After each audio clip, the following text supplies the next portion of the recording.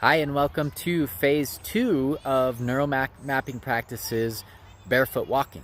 So in the first phase, what we really focused on was just getting our feet out of our shoes and on the ground, and then slowly and consciously heel to toe stepping and activating our glutes while we step. So meaning that when we step and we go to take our next step, we don't actually lift up the back leg until that other foot is forward, which correctly activates the body and the glutes. So what we're going to do in this phase is we're going to now start to open up the rest of our visual system so that instead of looking down at our feet, we're going to glance down about 10 feet, 5 to 10 feet in front of us, and then we're going to look back up and use wide vision. One thing you can do with wide vision is like this: you open your arms up and you wiggle your fingers and you look forward, and you want to see your fingers moving when you're doing that. So the other thing is that our feet are not going to go heel to toe anymore. Rather, it's going to be like a mountain lion stalking. So we're going to go from the outside edge of the front of our foot, and we're going to roll it in and then go to the heel. And I'll show you how that looks. But the reason we're doing it is because we're going to be looking up. So we're utilizing our toes to feel the ground before we commit, because especially if you have sensitive feet, it can really hurt if you step on something hard. So we're going to use our feet as feelers, which is great for the nervous system and building that map down there by the feet, which is so essential because we lose the map from our extremities first. And that causes things like stiffness in the joints. And I can't even remember, people get it in their hands, in their feet.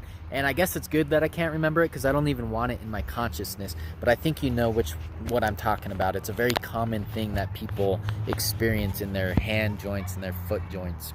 Okay, so let me show you what the feet look like and then I'll show you from a distance how it looks.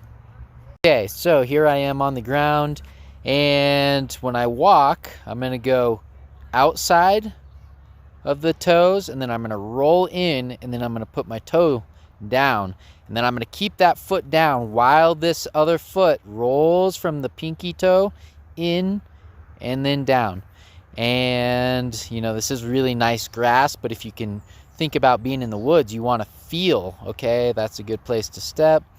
Or if you were stalking, right, our ancestors had to feel like this so that they could keep their eyes on prey without snapping a twig or something to scare the prey away. So this was a skill that was essential for the survival of our ancestors, and it's essential for today for us to be more vibrant, to connect into the life force, and to live in vitality.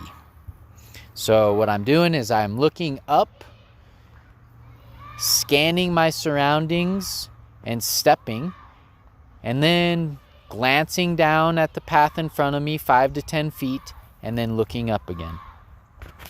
Okay, so I'm going to show you me doing that walk and kind of how my head is looking and my eyes and my feet.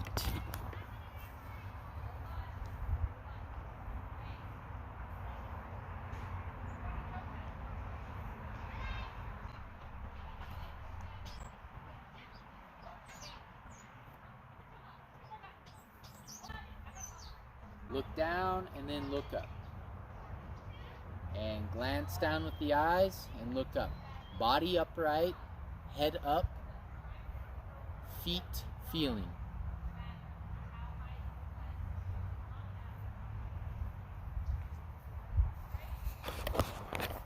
All right, so when you get confident with that, you can start to go, and also when your feet get developed, you can start to go in places that are a little bit more rugged.